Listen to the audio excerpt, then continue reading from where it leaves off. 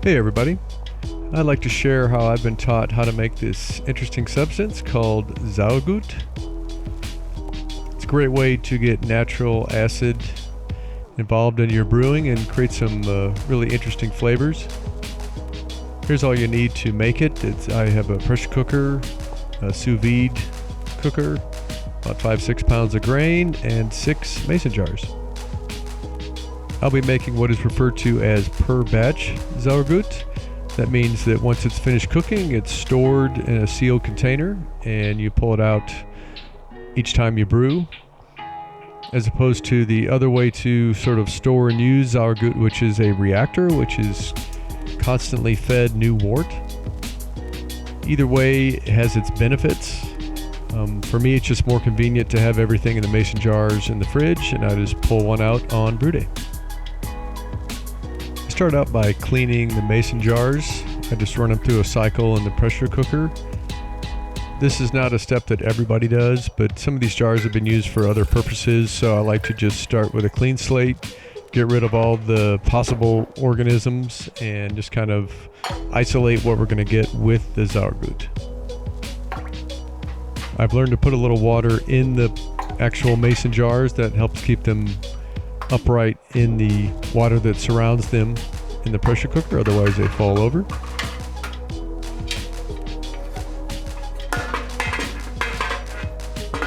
Okay, let's see if we can get the lid on here correctly. And once this is sealed up, we're just going to turn the power on and bring it up to 15 psi.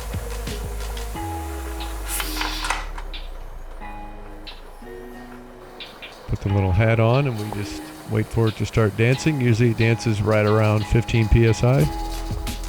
And we'll let that cook for about 5 or 10 minutes. Nothing crazy, just something to kill all the bugs.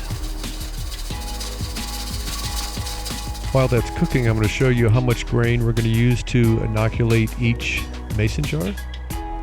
And you can use between 10 and 20 grams of barley malt. I have this little scoop that when I scoop it out, it generally stays around 16, 17, 18, which is more than enough. I'll have my brew set up here.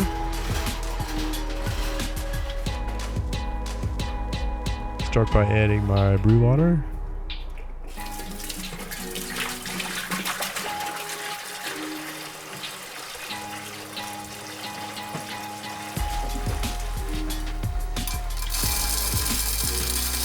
Grind the grain up.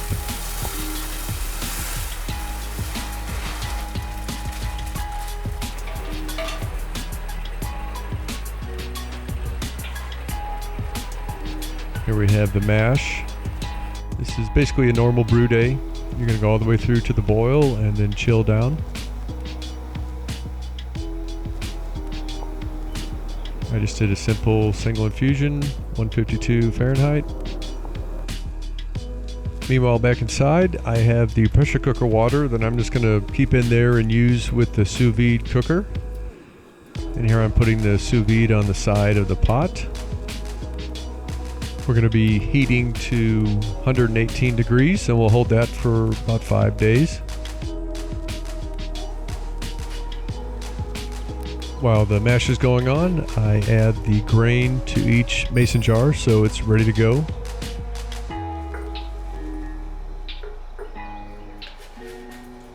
This is just Pilsner malt. And what we're going for is already on the malt. It is bacteria that comes from the field.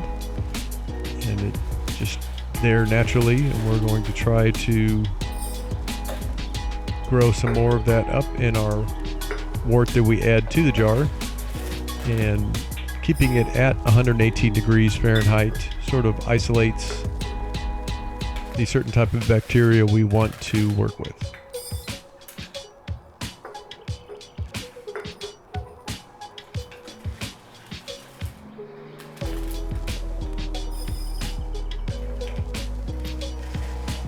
And there you have it, all 6 jars ready to go.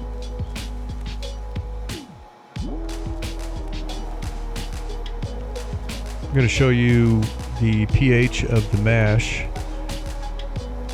pH and wort pH is very important for the Sauergut creation.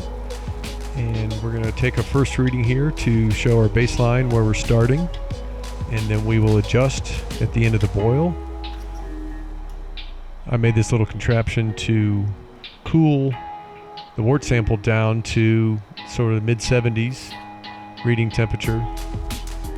So I take that little sample out of the mash, and then I put a thermometer in there, and I put some cool water underneath it, and we just chill it down to the mid-70s.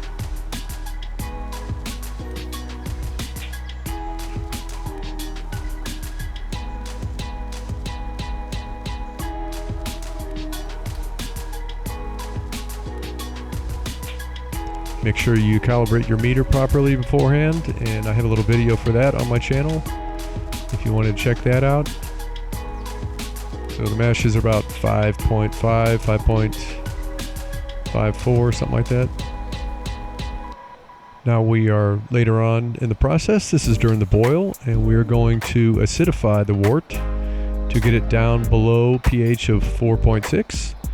And this number of 4.6 is important because it's sort of the designation line between a low acid food and a high acid food. And it has to deal with long-term storage and food safety. So it's very important to stay under 4.6, and you can shoot all the way down to pH of 4 is fine. So once again, I use my little Walmart stainless steel containers. Combine them there. We're going to cool the sample down. So we have a consistent temperature every time we take a reading.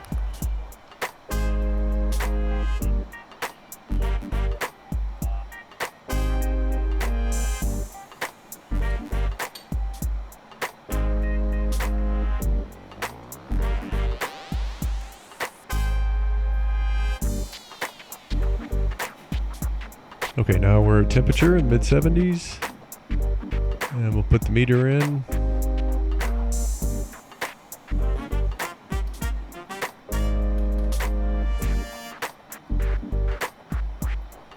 I added 7 or 8 milliliters to the boil, and I think after I took this measurement, I added 1 more just to make sure, as it kind of hung around here at 4.5, and I move it around a little bit. It does get to 4.4 something, but I thought I'll just throw 1 more in.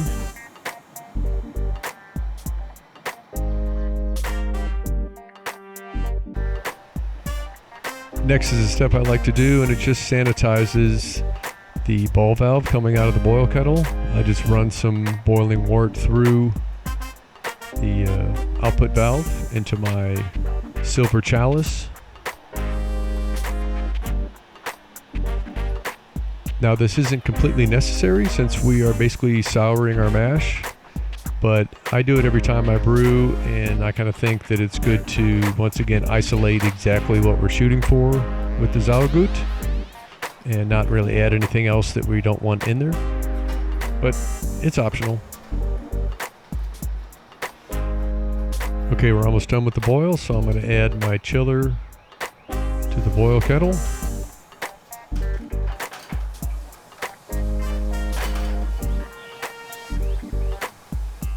And we're going to chill down to about 120 degrees Fahrenheit, and then let that rest for about 20-30 minutes.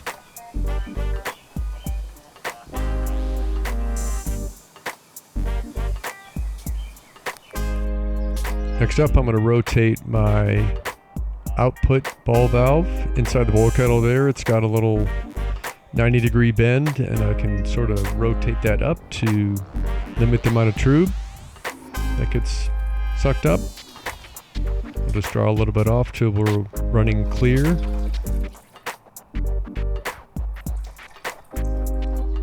Okay, the next part of the process is very important.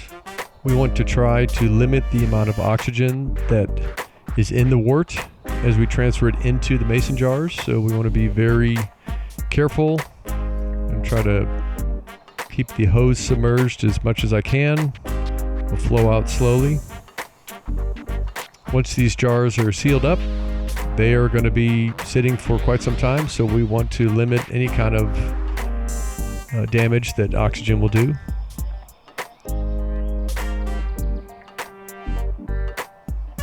You can see that the grain is already in there and the wort gets added to it. And the grain just kind of floats around in there. Also try to fill it up to minimize the headspace. This one's probably a little too full because I forgot to account for what was in the tube. Okay, so for what I do, each mason jar gets sealed with a vacuum sealer. It's a little food saver thing. It's got its own little battery. It's got an attachment. Goes over the mason jar lid, and it just creates a little vacuum. Okay, so we put the attachment on there and then run the food sealer, or food saver.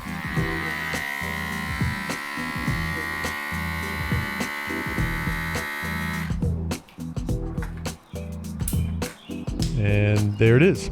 So for a home brewer, that's about as good as I can get to limit the oxygen in these mason jars. And we just repeat the process with the 6 different jars. Each time just being careful to limit the oxygen exposure and have a nice smooth pour.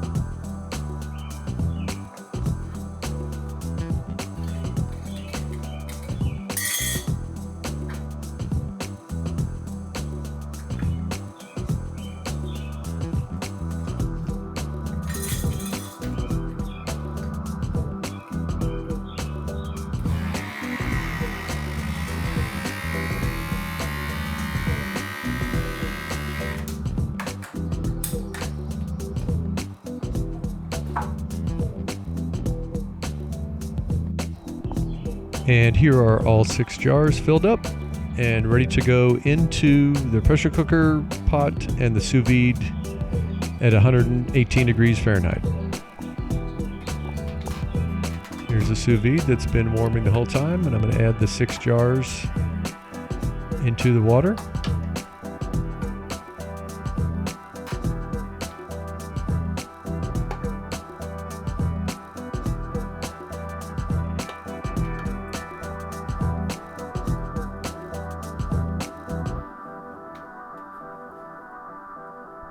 You can see my water level is kind of creeping up there, so I'm going to get a measuring cup and take some water out. That's something you just get used to. The more often you do it, you'll learn how much to put in, which I didn't. And it looks like we're still not there yet.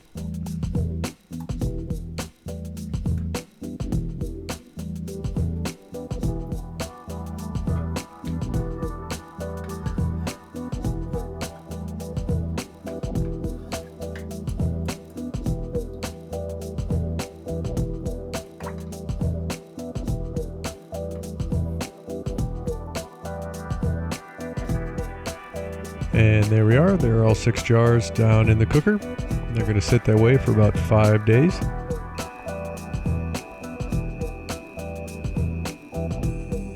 Now, to help with the temperature, I also add these little balls on top.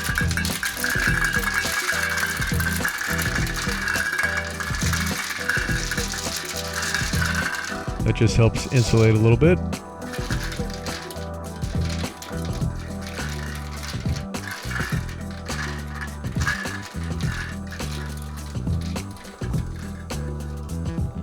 While you're cooking over the next 5 days, don't forget to add some more water throughout the process as it does evaporate.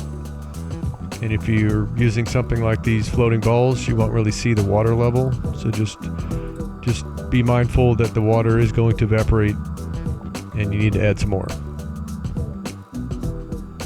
Okay, jumping ahead, this is after the 5th day. Here's what the jars look like, and with the aid of the quality control expert, it's a passing grade, it looks like.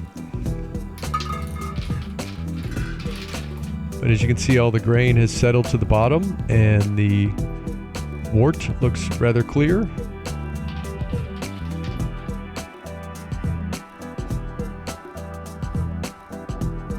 And these are sealed up. They retain their vacuum, and they'll seal even a little bit better once we throw them in the fridge, as the colder temperature will cause them to contract a little bit more. You want to make sure that the color's pretty bright here. If you pull out a jar and it's dark, probably something went a little bit awry. You might not want to keep that jar.